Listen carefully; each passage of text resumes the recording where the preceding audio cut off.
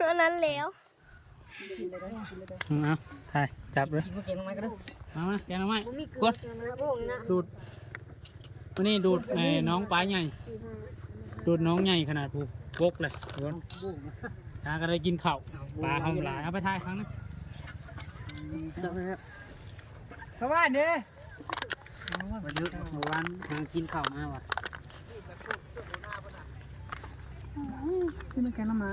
ไม่อยาก ชาโต้ท่าทายวิว ขี่รถมาอย่างมายัง บ่เอาจะตัวเอา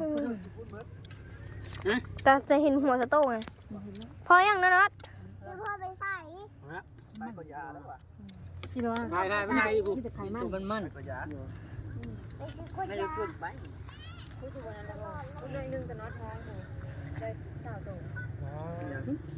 กี่ล้อน่ะ พันขนาด กลับบ้านครับ ร่างกิโลหมูสุดเจ้า ไหน